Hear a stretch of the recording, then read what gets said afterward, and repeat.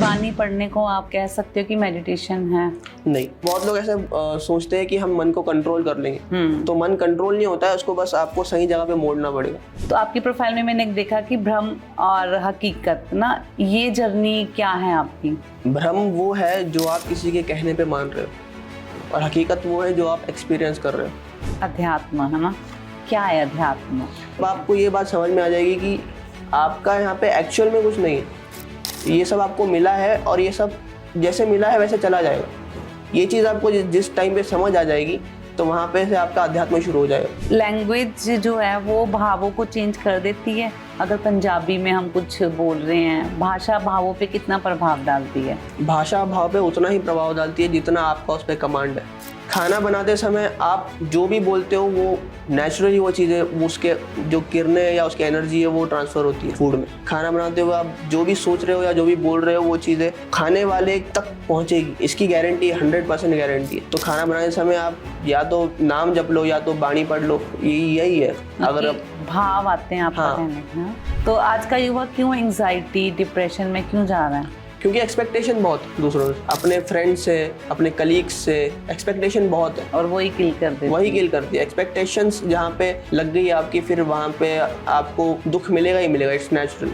अभी रिसेंटली कोई ऐसी कविता आप सुना सकते हो ऑडियंस को? जात पात कुल गोत धर्म सब मिट जाते अनमोल धरा से, मेघों की जलधारा से ज्यादा लहू बहा था जब गंगा से। ये उस वक्त की गाथा है जब भारत भूमि थी कांप उठी, समय की सत्ता भारतवर्ष पे सबसे बड़ा अभिशाप बनी। फिर जन्मे वो सूद धरा के बिखरों को जिन्होंने एक किया, मानो बढ़ते जुल्म को देख खुदा ने अपने अंश को भेज दिया। जुल्म और हिंसा के खिलाफ फिर ऐसा संग्राम किया, दशमेश पिता ने सबके सन्मुख होकर एक नए पंथ का ऐलान किया। बोले ऐसा पंथ सजाऊंगा, चिड़ियों से बाज लड़ाऊंगा, हर जेवर तख्तो ताज इनके कदमों की धूल बनाऊंगा। शस्त्र शास्त्र दोनों में निपुण ये धर्म ऐसा निराला होगा, गनीमों का होगा काल मगर दीनों का रखवाला होगा।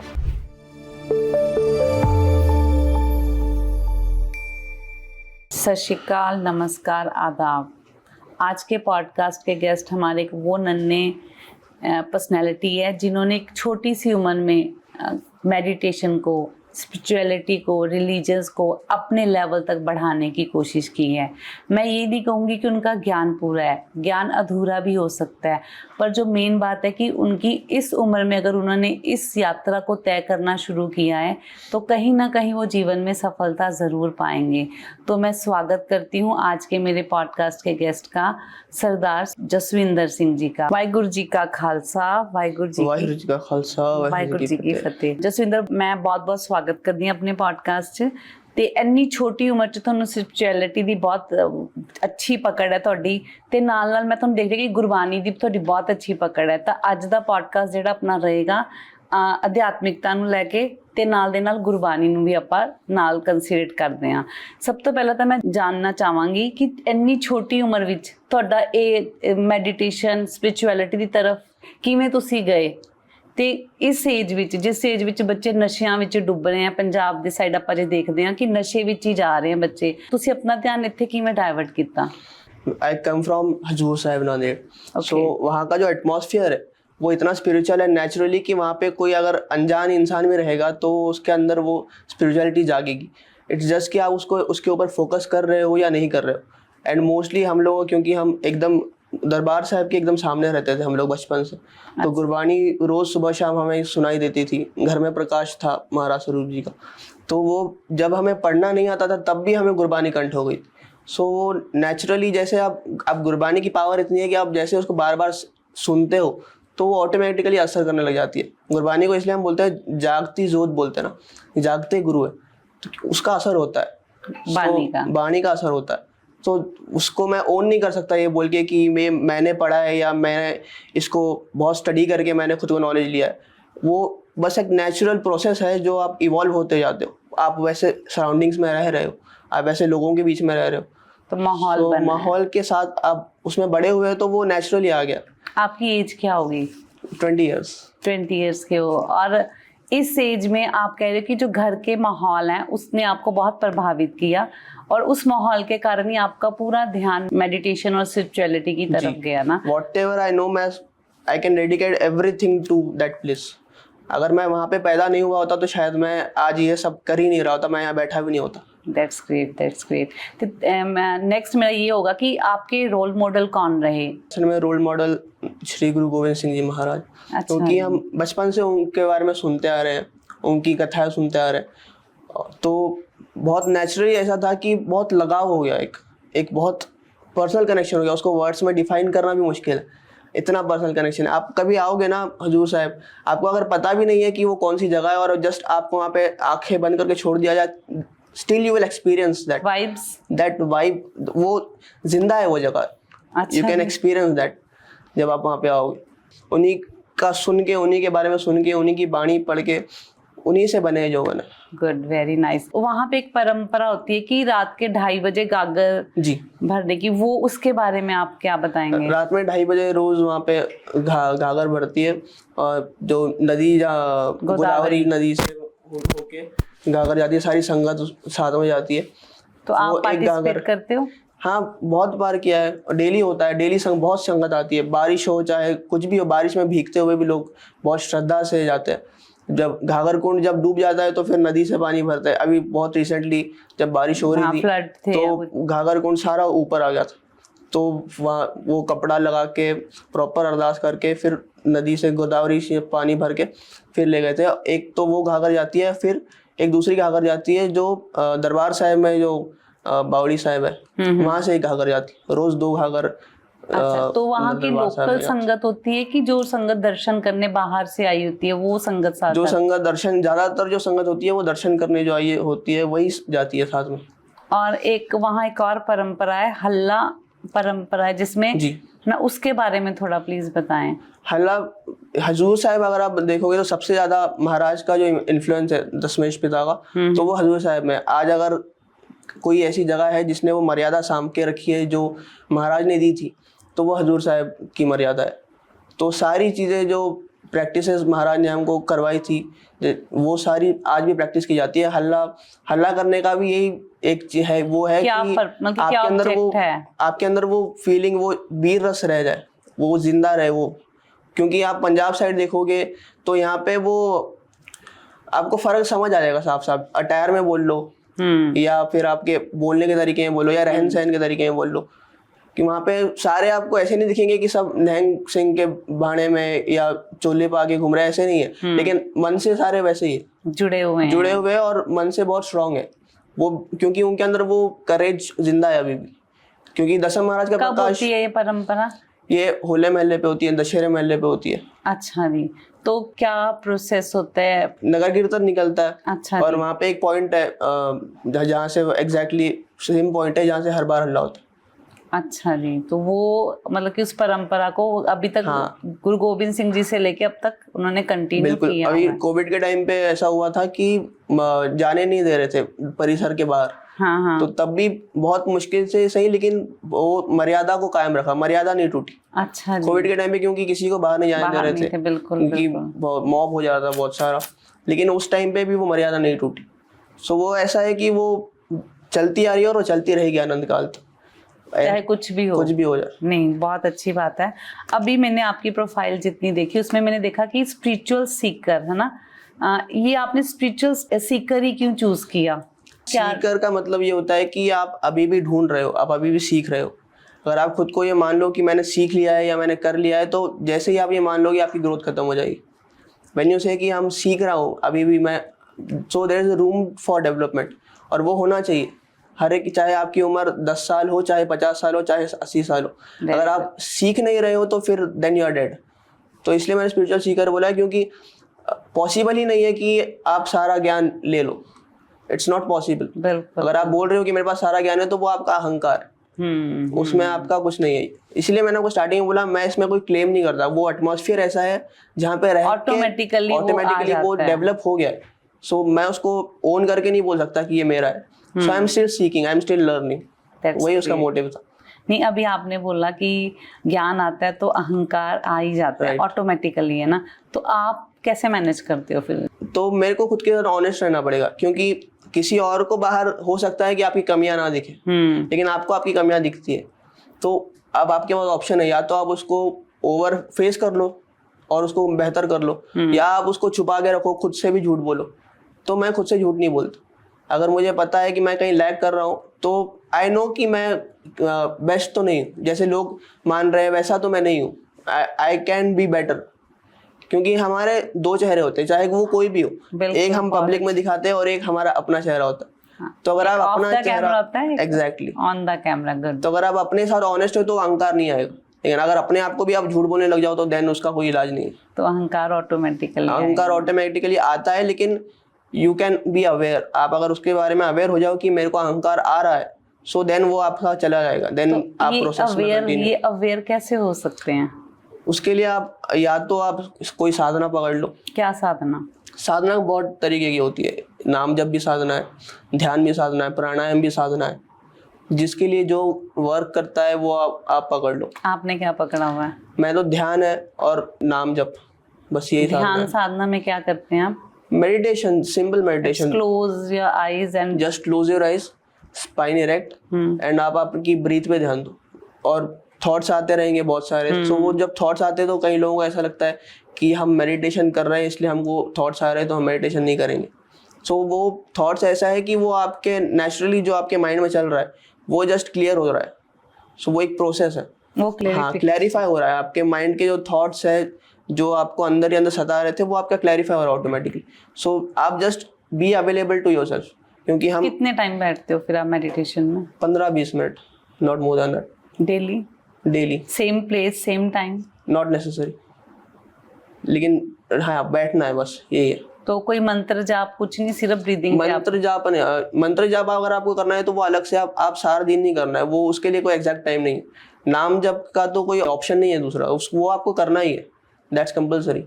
बानी पढ़ने को आप कह सकते हो कि मेडिटेशन है? नहीं, वो फिर बाणी नितनेम है, क्योंकि हाँ हम सिख हैं, हमें महाराज ने हुक्म दिया है कि नितनेम करना है तो नितनेम करना है, गुरबानी का अभ्यास करना है तो गुरबानी का अभ्यास करना है, उसके लिए ऑप्शन नहीं। लेकिन जो नाम जप है और जो साधना है वो आपके अंदर की डेवलपमेंट के लिए, क्योंकि आप जब नाम जप करते हो तो आपका माइंड फिर दूसरी जगह पे एंगेज नहीं होता। वरना आपका मन ऐसा है कि वो भागता रहेगा कंटिन्यूअसली। और बहुत लोग ऐसे सोचते हैं कि हम मन को कंट्रोल कर लेंगे, तो मन कंट्रोल नहीं होता है, उसको बस आपको सही जगह पे मोड़ना पड़ेगा।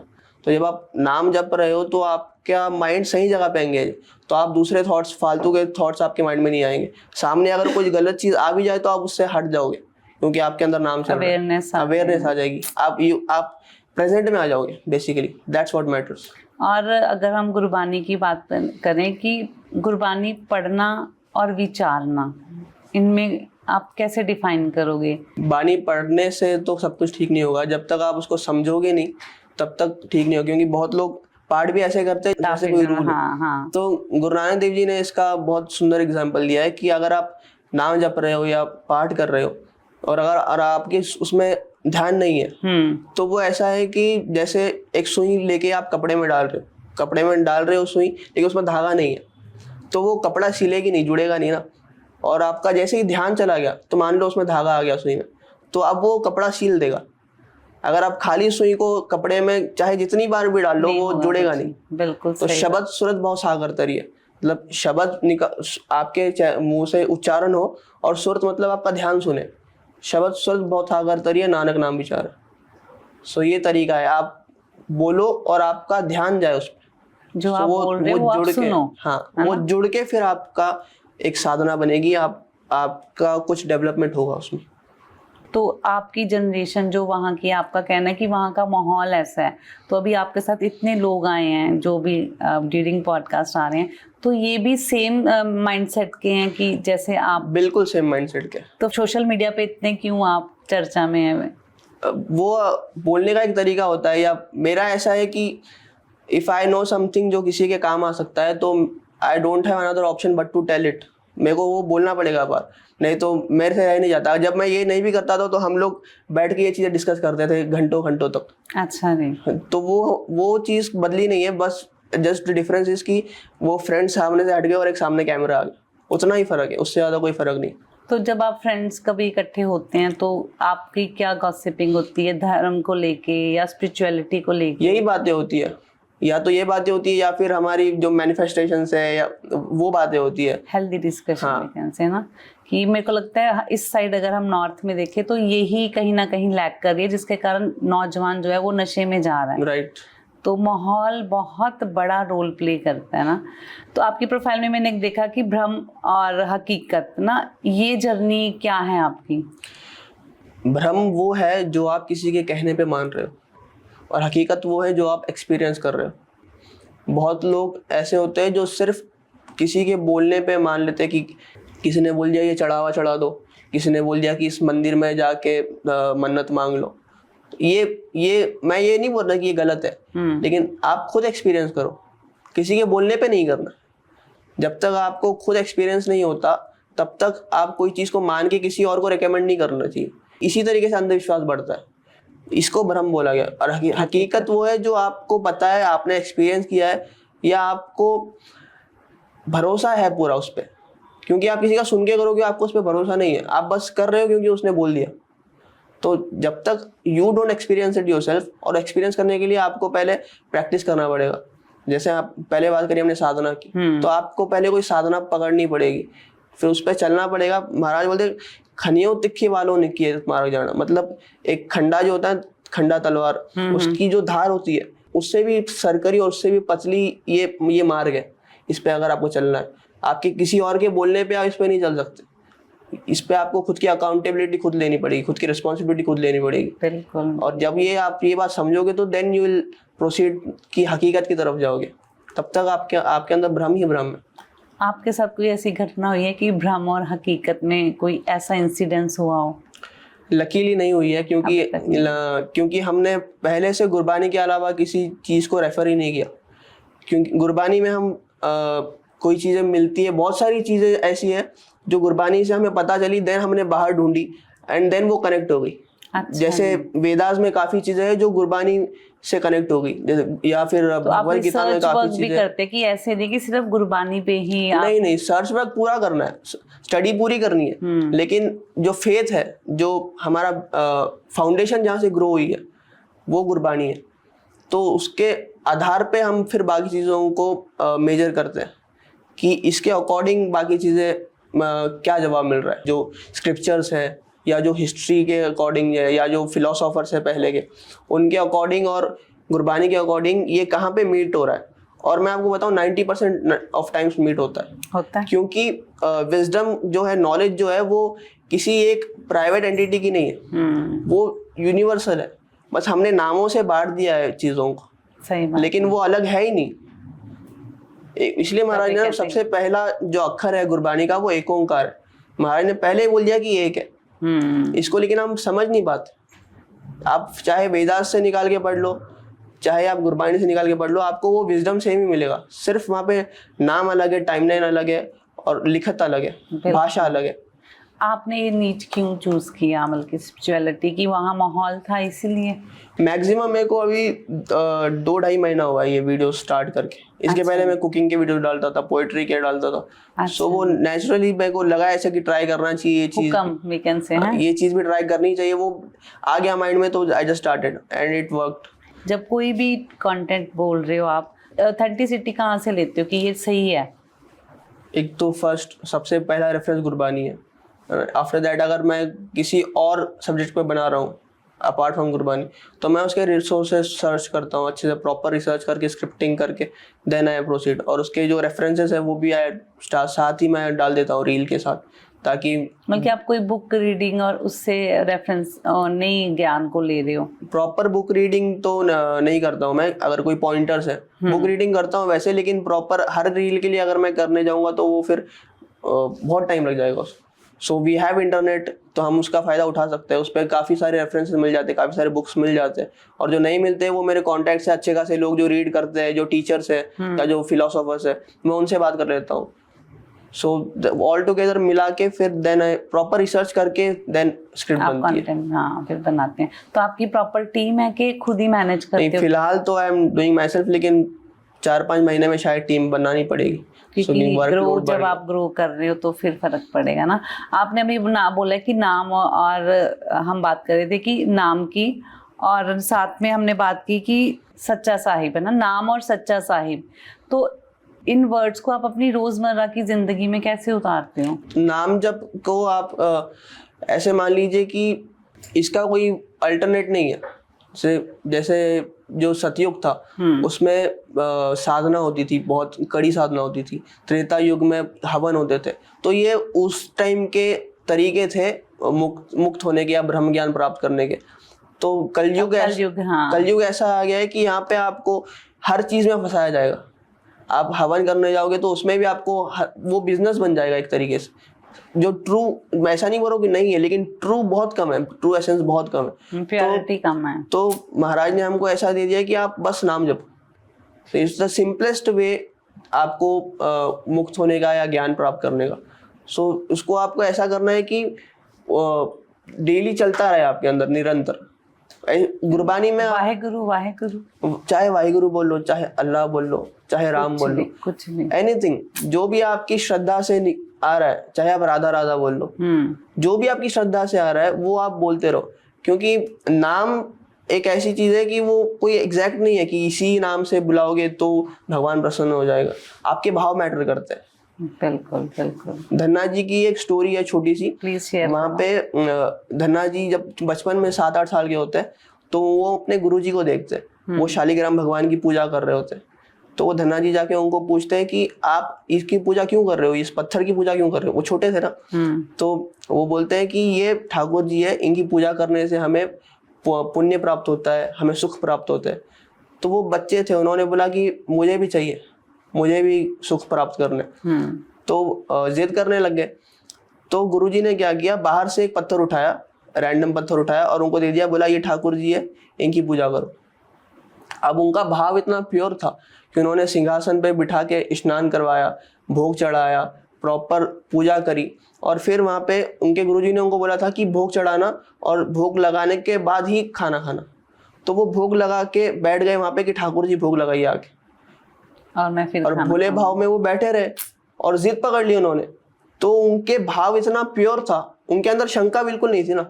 तो वो भाव से वो पत्थर में से ही भगवान प्रकट हुए। तो बोलने का मतलब ये है कि आपका भाव मैटर करता है। आप कुर्सी में भाव लगा लो, आप कोई भी मूर्ति में भाव लगा लो, या आप निराकार में भाव लगा लो, जैसे ही आपका वो भाव जुड़ जाएगा वो हो जाएंगे प्रसन्न। क्योंकि वो भगवान कोई एक चीज से बाउंड थोड़ी है कि आप बोल लोगे कि यही दीवारों में भगवान है, या यही जगह पे भगवान है, या इसी धर्म के भगवान है। आप अलग अलग स्वरूप है, अलग अलग जगहों पे उनके स्वरूप है, अलग अलग नाम है, लेकिन वो किसी एक चीज से बाउंड थोड़ी है। आपके भाव मैटर करते हैं। आप जैसे बुलाओगे, जिस रूप में बुलाओगे वो आएंगे। बिल्कुल सही बात है। अगर हम बात करें, अभी आप कह रहे थे कि डाउट और फेथ है ना, इसमें बैलेंस कैसे कर सकते हैं? डाउट होना जरूरी है। जैसे हमने पहले बात करी, ब्लाइंड ट्रस्ट नहीं कर सकते, लेकिन डाउट का भी एक तरीका होता है। जो जिनको शंका करनी होती है वो गलत साबित करने के लिए डाउट करते हैं कि मैं इनको किसी ना किसी तरीके से सवाल करके गलत साबित कर दूं। और जिनकी श्रद्धा होती है वो समझने के लिए डाउट करते हैं। जब आप समझने के लिए डाउट करोगे तो आप ग्रो करोगे। जब आप किसी को गलत साबित करने के लिए डाउट करोगे तो वो आपकी जलन या आपकी जेलेसी बोलो या जो भी बोलो, उससे आपका ईगो बोलो, उससे आपका ही नुकसान होगा। क्योंकि सामने वाले को कुछ नहीं जाएगा, वो तो अपने पॉइंट पे अडिग है। लेकिन अगर आप डाउट कर रहे हो तो वो आपको खाएगा वो चीज। तो अगर आप जेलेसी से डाउट कर रहे हो या किसी को गलत साबित करने के लिए डाउट कर रहे हो तो वो आपको उससे कोई फायदा नहीं होगा। लेकिन अगर आप सीख करने के लिए डाउट कर, जैसे स्पिरिचुअल सीकर मैं बोला ना पहले, जैसे आप सीख कर रहे हो, आप ढूंढ रहे हो, तो आपको जवाब मिलेंगे। और डाउट करना भी चाहिए, हर स्पिरिचुअल सीकर को डाउट करना चाहिए। ब्लाइंड ट्रस्ट से अध्यात्म नहीं चलता, ब्लाइंड ट्रस्ट से आपको कोई चीज नहीं चलती, हर चीज में सवाल होने ही चाहिए। अध्यात्म है ना, क्या है अध्यात्म? अध्यात्म है कि आपके डेली लाइफ में बहुत सी चीजें हैं जो आपके सामने आती है, बहुत से चैलेंजेस हैं जो आपके सामने आते हैं। तो एक आइडल तरीका क्या हो सकता है उसे डील करने का, ये आपको अध्यात्म समझाता है। और आइडल तरीके का मतलब ये नहीं है कि आप सबके लिए आइडल तरीका एक ही हो। किसी के लिए वो तरीका कोई और हो सकता है, किसी के लिए कोई और हो सकता है। किसी के लिए गुस्सा करना जायज़ है, किसी के लिए नहीं है, सिचुएशन पर डिपेंड करता है ना। तो अध्यात्म आपको ये बता देता है कि द ट्रू एसेंस जो अध्यात्म की है वो ये है कि आप अकेले हो, चाहे आप भीड़ में हो, चाहे आपके पीछे लाखों लोग हैं, चाहे आपको करोड़ों लोग पसंद करते हैं, आपके पास बहुत पैसा है, या आप बिल्कुल गरीब हो, आप एंड ऑफ द डे आप अकेले हो। ये बात जब आपको ये बात समझ में आ जाएगी कि आपका यहाँ पे एक्चुअल में कुछ नहीं है, ये सब आपको मिला है और ये सब जैसे मिला है वैसे चला जाएगा, ये चीज़ आपको जिस टाइम पे समझ आ जाएगी तो वहाँ पे से आपका अध्यात्म शुरू हो जाएगा। देन फिर आप अटैच होके नहीं रहोगे चीज़ों से, डिटैचमेंट जैसे स्टार्ट होगी, देन दैट्स स्पिरिचुअलिटी। बिल्कुल सही। अब धर्म की बात करें, धर्म और अध्यात्म, इनमें कोई डिफरेंस है कि एक ही चीज है? धर्म हमने बनाया, अध्यात्म यूनिवर्सल है। धर्म जैसे महाराज बोलते हैं, आप आपनी बुध है जेती वर्णत भिन्न भिन्न तो है देती, मतलब जिसको जितना जैसा समझ में आया उसने उतना नाम दे दिया। पहले के टाइम पे ऐसा, इजिप्शियन कंट्रीज में ऐसा होता था कि उन्हें कुछ पता ही नहीं था, जो स्टोन एरा की बात है, तो उन्हें इतना पता था कि सूरज से हमें ऊर्जा मिलती है, सूरज से हमारे जो क्रॉप्स है वो ग्रो होते हैं, तो सूरज से हमें फायदा होता है, तो सूरज हमारे भगवान है, तो उन्होंने सूरज को पूजना शुरू कर दिया। उनकी समझ वहीं तक थी। तो फिर किसी ने देखा कि पेड़ पौधे हैं, उनसे हमें ऑक्सीजन मिलती है, उनसे हमें रहने के लिए छत मिल रहा है, छांव मिल रही है, तो उन्होंने पेड़ों को पूजना शुरू कर दिया। ऐसे डेवलप होते होते हमारी समझ आई, और जिसने जितना समझा उसने उतना उसी को भगवान मान लिया। लेकिन भगवान की कोई आप बाउंड्री नहीं दे सकते, कोई सीमा नहीं दे सकते ना, वो किसी आकार में है, और वो यही फर्क है धर्म और अध्यात्म में है। यही फर्क है, क्योंकि आप ऐसा नहीं है कि आप डिफाइन कर दोगे और वही लाइन बन जाएगी। तो ये आप धर्म को इस तरह डिफाइन कर रहे हो हैं, क्योंकि तो आप कितने स्पिरिचुअल है, मतलब कि आप एक स्पिरिचुअल पर्सन किसे कहेंगे कि ये स्पिरिचुअल है? मेरे नॉलेज में स्पिरिचुअलिटी ये है कि जो इंसान इंटेंशनली किसी को किसी भी तरीके से तकलीफ ना पहुंचाए, और उसे ये समझ आ जाए कि end of the day it's all gonna and. और जब ये चीज़ आपको समझ में आ जाएगी तो आप कॉम्प्लेक्सिटी आपकी चली जाएगी, ऑटोमेटिकली चली जाएगी। वो एफर्ट्स नहीं डालना पड़ेगा उसके लिए। जैसे आपको ये समझ आ जाएगी, आप अंदर से शांत होने लग जाते हो नेचुरली। लोग बाहर से हो सकता है आपको पागल समझे, क्योंकि वो स्ट्रेंज है। भीड़ से जैसे ही आप किसी भी तरीके से अलग हो जाओगे तो आपको पागल समझा जाएगा या आपको क्रिटिसाइज किया जाएगा, बट वो अलग पार्ट है, बट आपके लिए वो चीज़ बेनिफिशियल है। जैसे ही आप डिटैच होना शुरू हो जाओगे, दैट्स स्पिरिचुअलिटी। तो आपकी प्रोफाइल में मैंने देखा कि आप कवि भी हैं, शेफ भी हैं, तो जब आप पढ़ते हैं तो मैंने ये नोट किया कि वो शब्द नहीं, वो भाव को प्रकट कर रहे हैं ना। अभी हमने भाव पे पहले भी बात की है, तो ये कब और कैसे ये शौक हुआ कविता लिखने का? फर्स्ट जो मेरी मेमोरी है वो शायद 12-13 साल का था मैं तब। घर में कोई और लिखता है? घर में मेरे तो नहीं, मेरी बुआ लिखते थे। अच्छा जी। हाँ, वो लिखते थे। मेरे घर में मम्मी पापा मैं सोचता कोई नहीं, बट हाँ। और मेरे को बचपन से हिंदी पोइट्री का बहुत शौक था। स्कूल में रैप्स लिखता था बचपन से, तो वो डेवलप होते होते हो गया धीरे धीरे उसकी तरफ इंटरेस्ट। बीच में काफ़ी टाइम में 2-3 साल तो मैंने कुछ लिखा नहीं था, बट देन वो वापस से डेवलप होने लग गया अभी रिसेंटली कोई ऐसी कविता आप सुना सकते हो ऑडियंस को?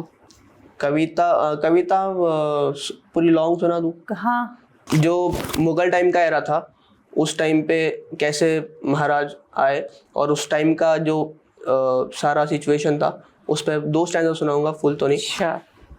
जात पात कुल गोत धर्म सब मिट जाते अनमोल धरा से, मेघों की जलधारा से ज्यादा लहू बहा था जब गंगा से। ये उस वक्त की गाथा है जब भारत भूमि थी कांप उठी, समय की सत्ता भारत वर्ष पे सबसे बड़ा अभिशाप बनी। फिर जन्मे वो सूत धरा के बिखरों को जिन्होंने एक किया, मानो बढ़ते जुल्म को देख खुदा ने अपने अंश को भेज दिया। जुल्म और हिंसा के खिलाफ फिर ऐसा संग्राम किया, दशमेश पिता ने सबके सन्मुख होकर एक नए पंथ का ऐलान किया।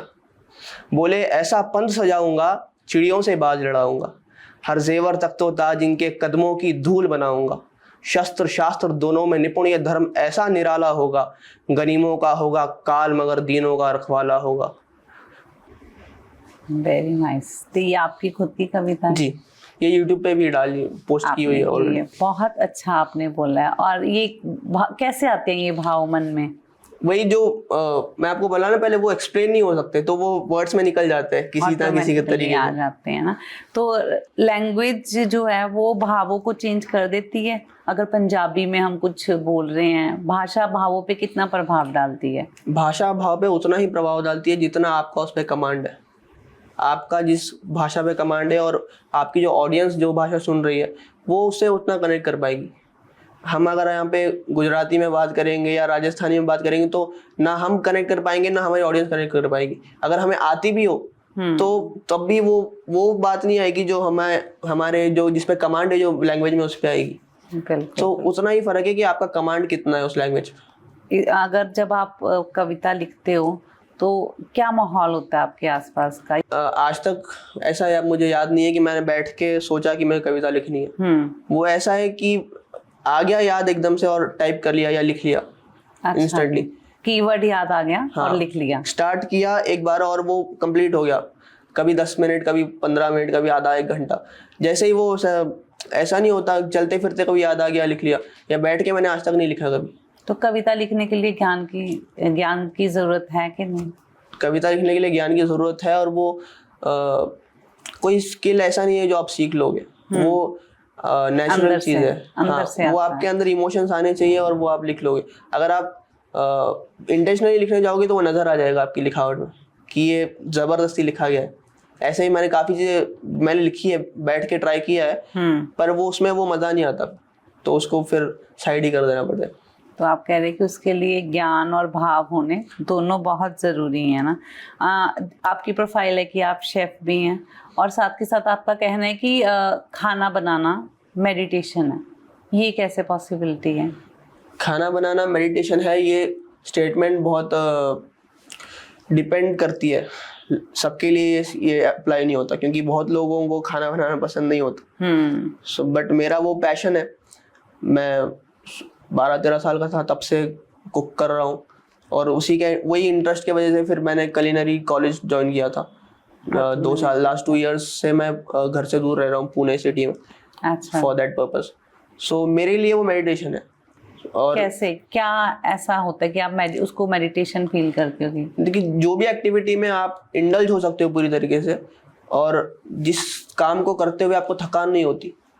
जैसे अगर मैं कुक कर रहा हूँ और उसमें कभी 5-6 घंटे लग जाते हैं, कभी 6 घंटे लग जाते हैं, कभी बल्क कुकिंग करते हैं हम बहुत लोगों के लिए, तो दिन भर हमें प्रिपेयर करते रहना पड़ता है, पर उस चीज़ में थकावट नहीं होती। कई बार मैं बीमारी में, बुखार जब मुझे थी तब भी मैं उठ के गया हूँ काम करने के लिए। तो उसमें ऐसा रियलाइज, जब हमें काम करने में पैशन बोल लो, क्योंकि आपके अंदर वो पागलपन होता है फिर उस चीज के लिए, तो उसमें आपको थकावट नहीं होती। अगर आप किसी के लिए हो सकता है कि वो खाना बनाना हो, किसी के लिए हो सकता है कि सफाई करना हो, किसी के लिए ड्राइव करना हो, तो वो एक खाना बनाना एक बस एस्पेक्ट है। तो आपका जहाँ पे फोकस ऐसे लग जाए कि आपको टाइम की खबर ही ना रहे, तो वो आपका मेडिटेशन बन गया। मेडिटेशन जरूरी नहीं है कि आप एक जगह बैठ के ही करो। तो अगर आपका दिमाग कहीं ऐसी जगह पे लग जाए कि आपको कोई और ख्याल आए ही नहीं, आपके अंदर उतना क्रेज किसी चीज का हो, तो वो आपके लिए मेडिटेशन बन जाता है। कई लोगों के लिए जिम मेडिटेशन होता है, कई लोगों के लिए ड्राइविंग करना, साइकिलिंग करना, रनिंग करना मेडिटेशन होता है, जिससे मन को शांति मिले ना, जिससे आप फोकस हो जाओ एक तरीके से। तो जब आप खाना बनाते हो तो कोई ऐसे वाहिगुरु कुछ भी जाप करते हैं? खाना बनाते समय आप जो भी बोलते हो वो नेचुरली वो चीज़ें, उसके जो किरणें या उसकी एनर्जी है वो ट्रांसफर होती है फूड में। खाना बनाते हुए आप जो भी सोच रहे हो या जो भी बोल रहे हो वो चीज़ें खाने वाले तक पहुंचेगी, इसकी गारंटी 100% गारंटी है। तो खाना बनाने समय आप या तो नाम जप लो या तो बाणी पढ़ लो, यही है। अगर आप भाव आते हैं आपका कहने का, खाने के अंदर 100% आप, अगर मैंने गुस्से में खाना बनाया तो वही भाव जाएंगे, बिल्कुल जाएंगे। तो इसीलिए लंगर की क्या करते हैं? हाँ, लंगर की बात, इसीलिए लंगर की जो खाना होता है वो ज्यादा स्पाइसी नहीं होता, पर उसमें स्वाद होता है। लंगर में जाके मुझे आज तक याद नहीं है कि मैंने कहीं बोला हो कि ये स्वाद नहीं है। होता ही नहीं है, कभी ऐसा हो ही नहीं सकता, क्योंकि वो उस भाव से बनाया गया, उस एटमॉस्फेयर में बनाया गया, नाम जपते जपते बनाया गया, तो ये एनर्जी ट्रांसफर होती है फूड में। लंगर परंपरा क्या है? लंगर परंपरा गुरु नानक देव जी ने शुरू करी थी। इसकी कथा है कि उनको उनके पिताजी ने 20 पैसे दे के बोला था कि जाओ कोई व्यापार कर लो। और उन्होंने रास्ते में जाते जाते देखा कि कुछ साधु बैठे भूखे, तो उन्होंने उस 20 पैसे का लंगर उनको छका दिया।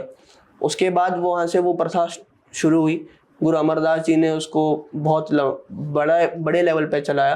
गुरु अमरदास जी के लंगर में एक बार अकबर भी आया था। अच्छा जी। इसकी भी कथा है कि गुरु अमरदास जी के पास अकबर आया था और उनको उसे पुत्र की दात चाहिए थी। तो किसी ने उनको बोला कि गुरु नानक देव जी की तीसरी जोत है, उनके पास आप जाके अगर ये अरदास करोगे तो आपको पुत्र की दात प्राप्त होगी। तो वो आया और उसने फिर सेवादार ने जाके महाराज को बोला कि अकबर आया है। तो महाराज ने बोला पहले पंगत पाछे संगत, कि पहले बाकी जो लोग बैठे, जो शूद्र भी बैठे थे वहाँ पे, नीची जाति वाले बैठे थे, ऊंची जाति वाले बैठे थे, सारे एक पंक्ति में बैठ के लंगर छक रहे थे। तो उसको अकबर को बोला कि पहले वहाँ पे बैठ के लंगर छकेगा, उसके बाद फिर संगत में आएगा। तो वहाँ पे उसने बैठ के लंगर छका और फिर जब वो आया महाराज के पास तो उसने बोला कि मैंने ऐसा खाना आज तक नहीं खाया। स्वाद उसमें, हालांकि वो बादशाह है, पूरे देश का बादशाह है, लेकिन उसने ऐसा बोला कि मैंने ऐसा खाना आज तक नहीं खाया और मुझे आपके लिए कुछ करना है। तो फिर महाराज ने बोला कि मैं कुछ नहीं ले सकता तेरे से, क्योंकि राजाओं का ऐसा होता है ना कि अहंकार होता है कि अगर मैं दिया है तो मेरा नाम होना चाहिए। तो महाराज ने बोला कि तू आज है कल नहीं है, लेकिन ये गुरु नानक का लंगर है, ये अनंत काल तक चलता रहेगा। तो फिर उसने अपने अहंकार को त्याग के फिर उसने बेनती करी। तो फिर कुछ जमीन की जिम्मेदारी, फिर जमींदारी जो थी वो उनके नाम महाराज को उसने दी थी उस टाइम पे। अच्छा। तो ये चलती आ रही है। तो आज भी जहाँ पे आपको निशान साहब दिख जाए वहाँ पे आप बोल सकते हो कि वहाँ से कोई भूखा लौट के नहीं जाएगा। ये इतनी पावर है इस चीज में। नहीं, इट्स ट्रू, मैं भी एग्री। बहुत बरकत है लंगर में। नहीं, ये तो बात सही है। अब लंगर की जब हम बात कर रहे हैं कि आप एक मदर को इसके लिए क्या टिप्स देना चाहोगे आप? अगर जब आप बना रहे हो लंगर या फिर अपने खाना बना रहे हो तो इस भाव से बनाओ कि ये मैं अभी भगवान को भोग चढ़ाने जा रही हूँ। आप चाहे जिस भी भगवान को मानते हो ऐसे मान लो कि आपके भगवान ही खाने वाले। इस भाव से जब आप बनाओगे तो पहले तो आपके अंदर कोई बुरा विचार नहीं आएगा, और उसके बाद अगर हो सके तो कोई कीर्तन लगा लो या कोई नाम जप कर लो या कोई भजन कर लो, या आप जिस भी भगवान को मानते हो उनका नाम ले लो। इसी वाइब में अगर आप बनाओगे तो वो स्वाद उसमें नेचुरली आ ही जाएगा। दैट्स द मेन थिंग, क्योंकि एनर्जीज अट्रैक्ट करती है। जब आप जिस फीलिंग से बना रहे हो वो फीलिंग उसमें उतरेगी। Very nice. तो अभी हम थोड़ा सा टॉपिक चेंज करते हैं कि युवाओं पे आते हैं। आजकल युवा किस चीज़ से बहुत परेशान है? आज का युवा सबसे ज़्यादा परेशान है क्योंकि सब उन्हें पसंद करे या सब उन्हें अटेंशन दे, और आज के टाइम पे अटेंशन किसी को मिलता नहीं। सबको ऐसा लगता है कि अटेंशन सीकर हैं। आप स्पिरिचुअल सीकर हैं, वो अटेंशन सीकर हैं। सबको ऐसा लगता है कि मेरे बहुत सारे दोस्त हो, या मुझे सब लोग मेरी सुने, या मैं बड़ा हो जाऊं, या मेरे साथ 100 लोग चले, 10 लोग चले साथ में, मेरे पास पैसा हो। पैसे का मैं ऐसा नहीं बोल रहा हूँ कि आपको पैसा नहीं मांगना चाहिए। अगर आपके अंदर वो डिमांड है तो उसको आप उसके साथ ऑनेस्ट रहो। लेकिन आज के युवा की सबसे बड़ी प्रॉब्लम ये है कि वो बाहर से खुद को इतना बेहतर बताना चाहते हैं कि वो उनके अंदर की डेवलपमेंट हो ही नहीं पाती। बट द थिंग इज कि अगर आप अंदर से खुद को डेवलप करो तो बाहर आप ऑटोमेटिकली हो ही जाओगे, ऑटोमेटिकली हो जाओगे। बिल्कुल सही ना। तो आज का युवा क्यों एंजाइटी डिप्रेशन में क्यों जा रहा है? क्योंकि एक्सपेक्टेशन बहुत दूसरों से, अपने फ्रेंड से, अपने कलीग्स से एक्सपेक्टेशन बहुत है, और वही किल करती है। एक्सपेक्टेशंस जहाँ पे लग गई आपकी, फिर वहाँ पे आपको दुख मिलेगा ही मिलेगा। It's natural. तो आपने कभी अपनी लाइफ में एक्सपेक्टेशन नहीं रखी है? And then I learn, evolve हो गया, क्योंकि समझ आ गया है कि एक्सपेक्टेशन आप जब रखते हो तो देन उसकी एक लिमिट होती है। बट जब आप वो उस प्रोसेस में होते हो तो then you forget this thing. तो इट्स बेटर कि आप सेल्फ डिपेंडेंट हो जाओ एंड सबको अपनी सबको रिस्पेक्ट दो, सबको साथ में रखो, लेकिन आपको एंड ऑफ द डे पता होना चाहिए कि आप खुद के लिए खुद ही जिम्मेदार हो। किसी पे आप बोझ डाल के नहीं बोल सकते कि इसके वजह से मैं फेल हुआ हूँ या इसके वजह से मेरा ये हो गया। आपको खुद की अकाउंटेबिलिटी खुद लेनी पड़ेगी एंड ऑफ द डे। पर अक्सर तो एक्सक्यूजेज ये होता है ना कि उसकी वजह से एग्जैक्टली। अगर मैं काफी बार 40 साल 50 साल के लोगों से सुनता हूँ कि अगर उस वक्त मेरा किसी ने हेल्प कर दिया होता तो आज मैं कहीं और होता। ये क्या बोलोगे, ये क्या है? क्या ये वही है ना, एक्सपेक्टेशंस है आपके, और ये आपका एक्सक्यूजेस है कि आपने खुद की रिस्पॉन्सिबिलिटी खुद नहीं ली। जैसे जो ये मास अटैक्स होते हैं या जो दंगे होते हैं, इसमें अगर आप किसी एक इंसान को उसमें से साइड में लेके पूछो कि तूने ये कैसे किया, तो वो बोलेगा कि मुझे नहीं पता मैं कैसे किया, भीड़ में था इसलिए कर दिया। वो अकेला नहीं कर पाएगा, वो अकेला जाके आग नहीं लगा पाएगा किसी घर को, अकेला जाके किसी मासूम को नहीं मार पाएगा, लेकिन भीड़ में हो जाता है क्योंकि वो भीड़ है ना, उसमें रिस्पॉन्सिबिलिटी नहीं है उसकी। जो हिरोशिमा नागासाकी पे जो अटैक हुआ था, उस इंसान को जिसने वो न्यूक्लियर बॉम्ब चलाया था, उससे सुबह जाके पत्रकारों ने पूछा कि तूने ये इतने लाखों लोगों को मारा है तो तुझे कैसा लग रहा है? उसने बोला मैंने कुछ नहीं किया, मुझे ऑर्डर था ऐसे मैंने कर दिया, जब प्रेसिडेंट का ऑर्डर थे तो मैंने कर दिया। प्रेसिडेंट को जाके पूछा तो उसने बोला कि मेरे जर्नल से मेरे को बोला था, सजेस्ट किया था तो मैंने कर दिया। तो रिस्पॉन्सिबिलिटी किसी की नहीं है, लेकिन नुकसान तो हो गया। तो ये बहुत डेंजर चीज है, इसमें आपकी अकाउंटेबिलिटी खत्म हो जाती है और आपकी आइडेंटिटी खत्म हो जाती है। इसलिए कंफर्टेबल लगती है, लेकिन लॉन्ग रन में ये चीज आपको साथ नहीं देगी। आपको अपनी रिस्पॉन्सिबिलिटी खुद लेनी ही पड़ेगी एंड ऑफ द डे। बिल्कुल से, अगर खुद को ग्रो करना चाहते Exactly. हो तो आपको रिस्पॉन्सिबिलिटी लेनी पड़ेगी ना। अगर हम बात करें कि डर और चिंता हर किसी की लाइफ में है, कोई किसी चाहे वो सक्सेस का डर है और टेंशन एक्सपेक्टेशंस को लेके हैं, तो उनको आप कैसे मैनेज करते हो लाइफ में? अगर आप स्पिरिचुअल हो तो फिर तो यही है कि आप उसको सरेंडर कर दो। आप बोलो कि जो हो रहा है सही हो रहा है, गलत हो रहा है, वो मर्जी है महाराज की और मैं उसके अकॉर्डिंग चलूंगा। और वहाँ पे फिर ऐसा नहीं है कि आप बोलो कि मैंने सरेंडर कर दिया और फिर आप कंप्लेन करने लग जाओ। अच्छा हो रहा है, बुरा हो रहा है, जो भी हो रहा है, you just surrender, just surrender. या फिर आप पूरी रिस्पॉन्सिबिलिटी खुद ले लो कि मैं ही करूँगा जो करूँगा, मुझे किसी से कोई उम्मीद नहीं रखनी। ये दो ही एस्पेक्ट हो सकते हैं, या तो आप पूरा सरेंडर कर दो या तो आप पूरे अकाउंटेबल हो जाओ। तो आपकी लाइफ में कभी ऐसा हुआ है डर और चिंता आई हो? क्योंकि हर किसी की लाइफ होता रहता है। फिर क्या किया आपने? अब इवॉल्व हो गए, पहले बहुत परेशान होते थे, बट नाउ अब ऐसा हो गया है कि पहले आपके लाइफ में, हमारे लाइफ में हजारों बार ऐसा हुआ है कि बहुत बड़ी बड़ी मुसीबतें आई और हर बार ऐसा लगा है कि शायद इसके आगे दुनिया खत्म है, लेकिन स्टिल हम उससे ऊपर आए हैं, स्टिल हमने उससे डील किया है। सो ये चीज़ अगर आपको समझ आ जाए कि आपकी प्रॉब्लम्स है, प्रॉब्लम्स की वजह से आप नहीं हो, और सोल्यूशन भी आपके पास ही है, और आप प्रॉब्लम से बड़े हो, आप उसको कंट्रोल कर सकते हो, प्रॉब्लम्स आपसे बड़ी नहीं है। So you take charge. तो जैसे ही आपको ये चीज़ समझ में आ जाती है कि आपकी लाइफ आपसे निकलती है, you are the one who is controlling. पर इतना पॉजिटिव बनाना खुद को कि मुझे नहीं लगता ये बहुत आसान है। मुश्किल है, मेरे अपने लिए भी मुश्किल है, लेकिन ऑप्शन नहीं है ना आपको। तो कैसे खुद को इतना पॉजिटिव बनाते हो आप? उस जोन में खुद को रखना पड़ेगा, उसके लिए आपको हैबिट्स है। मैं जर्नल करता हूँ। अच्छा, जर्नलिंग आप इम्पोर्टेंट मानते हो?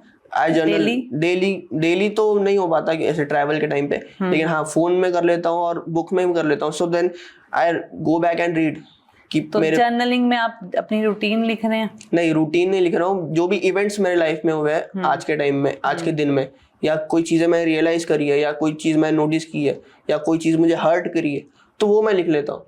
उसका क्या असर पड़ता है? वो फ्यूल है। अगर आप कोई चीज़ आपको हर्ट करी है और वो आपने लिख ली, तो वो आपके लिए एक फ्यूल की तरह काम करती है आगे, क्योंकि आपको वो बैठने नहीं देगी, वो आग लगाएगी आपके अंदर कि you have to get better.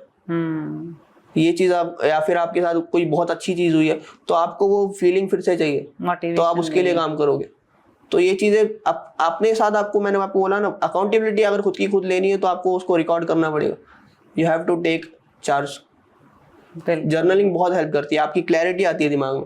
Journaling अगर आप 30-40 दिन कर लोगे ना, तो वो बोलते हैं ना कि आपका अगर कोई प्रॉब्लम है, अगर आप उसको लिख लो तो आधी प्रॉब्लम आधी प्रॉब्लम खत्म हो जाती है वहाँ पे। मैनिफेस्ट बोलेंगे इसको आप? हाँ, मैनिफेस्ट भी बोल सकते हैं, जर्नलिंग का एक पार्ट है।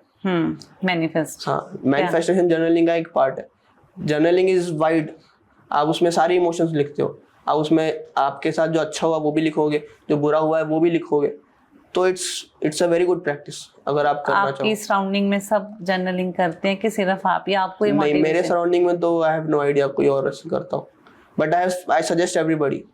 मैंने रील्स भी बनाई है इस चीज पे, बिकॉज बहुत फायदा मिला है, मुझे बहुत फायदा मिला है पर्सनली इस चीज राइटिंग। क्या फायदा हुआ है आपको? क्लैरिटी आती है बहुत, क्योंकि आप जो सोच रहे हो ना, सोचने में ऐसा होता है कि आपका मन बहुत भागता है, ओवर थिंक करता है नेचुरली। किसी एक राई का पर्वत बनाना जिसे बोलते हैं ना, वैसा है आपका मन। तो जैसे आप लिखते हो ना, तो ओवरथिंकिंग आती है। बिल्कुल। कोई भी प्रॉब्लम आ जाए, just take a book and paper and write down कि वर्स्ट से वर्स्ट इस सिनेरियो में क्या हो सकता है and am I ready for this. जैसे ही आप वो लिख लोगे ना, तो आपको क्लैरिटी आ जाएगी, आपके सामने है वो आप चीज़। तो इसके बाद फिर then you can not run around कि अब क्या होगा, अब क्या होगा। सो ये क्लैरिटी आपको जर्नलिंग से आती है। बहुत अच्छा टिप दे रहे हो आप आज की जनरेशन को। तो जब आप कंटेंट बनाते हो तो जर्नलिंग करते हो कि आज मैंने ये कंटेंट बनाना है, मैं ऐसे एक तरह का पूरा उसके कंटेंट को लिख के आप लर्न करते हो कि बस पढ़ा और बोल दिया? नहीं, स्क्रिप्टिंग करता हूँ प्रॉपर, पूरी स्क्रिप्ट प्रॉपर स्क्रिप्टिंग करके पहले तो सारी नॉलेज लेके उसके पॉइंटर्स बना लेता हूँ। देन उसको मैं अपनी लैंग्वेज में कैसे बोलना चाहता हूँ उस तरीके से लिख लेता हूँ। एंड देन उसको फिर मैं कितनी प्रैक्टिस करते हो कंटेंट बनाते हुए? बिगिनिंग मुझे एक वीडियो बनाने के लिए एटलीस्ट 3-4 घंटे लग जाते थे 30 सेकंड की। Now I can shoot 15 to 20 videos in 2 hours। Phone पे शूट होता है कि कैमरा? फोन पे शूट होता है फिलहाल।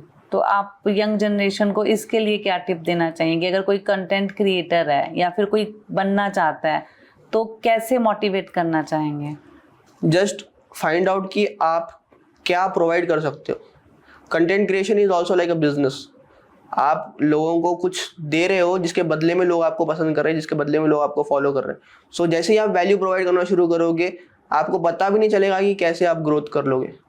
आई हैड नो एक्सपेक्टेशंस कि मैं ग्रो करूंगा या नहीं करूंगा। आई जस्ट न्यू कि मैं कर रहा हूँ and then I have to do it.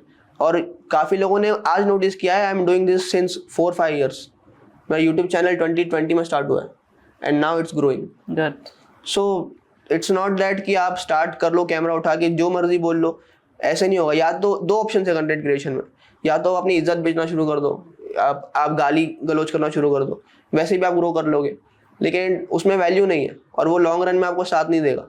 जैसे ही आप कोई वैल्यूएबल चीज़ किसी को देना स्टार्ट करोगे, सो देन लोग आपको सपोर्ट करेंगे, क्योंकि वैल्यू की कदर होती है। तो जब आप कंटेंट बनाते हो तो ऑडियंस को लेके सोच के बनाते हो कि रैंडम कुछ भी मैंने आज बोलना है? बिगिनिंग में मैं प्रॉपर सारी रिसर्च करके ही करता था। नाउ इट्स की काफ़ी चीज़ें ऑडियंस सजेस्ट कर देती है, उस पर फिर मैं रिसर्च कर लेता हूँ। जो कमेंट्स आते हैं? हाँ, जो कमेंट्स आते हैं या जो डीएम्स आते हैं, वरना मैं स्टोरी पे भी डाल देता हूँ कभी कि किसी के पास कोई अगर टॉपिक है तो वो आप बोल दो। तो उस पर रिसर्च वर्क हाँ, उस पर रिसर्च करके। और काफ़ी चीज़ें ऐसी होती है जो मैं स्टडी करता हूँ गुरबानी की, उसमें काफ़ी चीज़ें उभर के आती है जो मैं उसको अंडरलाइन कर लेता हूँ, तो उन चीज़ों पे बना देता हूँ। तो कभी ऐसा नहीं हो कि कंटेंट बनाया और नेगेटिव कमेंट्स आए और आपको डिमोटिवेशन मिले? डिमोटिवेशन तो नहीं हो, लेकिन नेगेटिव कमेंट्स आते हैं। तो आप कैसे एक्सेप्ट करते हो उसको? पॉइंट ऑफ व्यूज है ना, उसको आप you can not help it. लोगों के पॉइंट ऑफ व्यू है, क्योंकि स्पिरिचुअलिटी एक ऐसा टॉपिक है जिसके 1000 लोगों के पास 1000 डेफिनेशंस, बिल्कुल, और सबकी अपनी अपनी तरीके से सही है। तो उसको आप फाइट नहीं कर सकते। तो आप क्या करते हो? कमेंट डिलीट कर देते हो कि एक्सेप्ट करते हो? नहीं, अगर मुझे ऐसा लगता है कि ये कमेंट मेरे ऑडियंस को पोल्यूट कर सकता है तो देन आई डिलीट इट, वरना आई लेट इट बी। अगर कोई मुझे गाली दे रहा है तो आई विल कीप इट, लेकिन अगर कोई मिस इन्फॉर्मेशन दे रहा है कमेंट्स में आके, जो चीज़ किसी अच्छे ऑडियंस को भटका सकती है, क्योंकि इन्फॉर्मेशन बहुत सेंसिटिव चीज़ है। बिल्कुल, बहुत अगर कोई भी गलत एंगल उसको मिल जाए तो वो कहीं की चीज़ कहीं और चली जाएगी, स्प्रेड बिल्कुल ट्रॉल तो इसलिए मैं उसको फिर हाइड कर देता हूँ। तो सोशल मीडिया पर आप बता रहे हो कि स्पिरिचुअलिटी को दिखाना कितना मुश्किल है? स्पिरिचुअलिटी को दिखाना मुश्किल है, पर इतना भी नहीं है।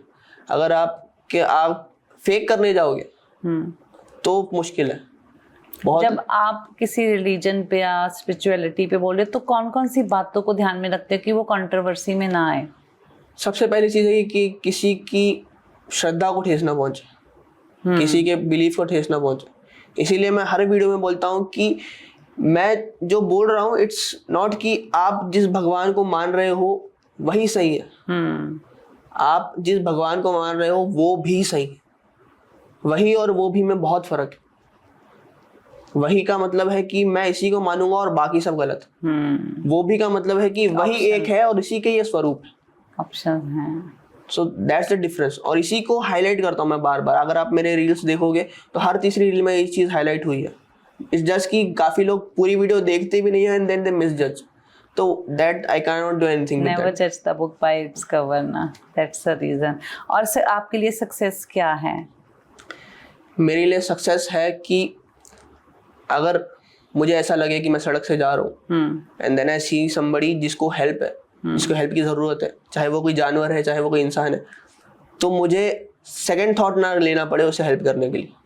I should be that capable कि मैं उसकी हेल्प कर सकूं, अनकंडीशनली मैं हेल्प कर सकूं जितने लोगों की हो सके। I want to be that capable, यही मेरी सक्सेस। तो अभी आप मानते हो कि आप सक्सेसफुल पर्सन हो? I am moving towards it. कितने स्टेप ले चुके हैं? 30% हो चुके हैं। अभी उम्र बहुत है, वो तो आप जो चाह रहे हो वो हो जाएगा। हो जाएगा, क्योंकि पहले 30 to 50% ऐसा होता है कि आपको बहुत जोर लगाना पड़ेगा एंड देन वो कंपाउंड होता है। सो आई एम वर्किंग, अगले शायद हो सकता है 1-2 साल में वो चीज़ अचीव हो जाए।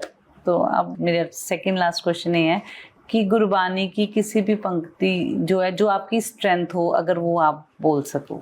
गुरबानी की एक पंक्ति, जाको मुश्किल अद बने ढोई कोई ना दे, लागू होए दुश्मना साथ के भज खले, सबो भजे आसरा चूके सब असरा हो, चित आवे ओस पार भ्रम लगे ना तत्ती हो।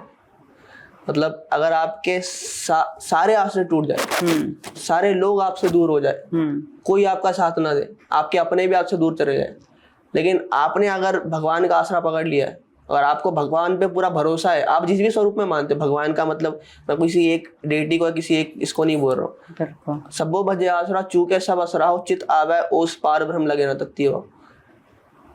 तो ये आपका मैसेज रहेगा। जाते जाते यंग जनरेशन को आप क्या मैसेज देना चाहेंगे?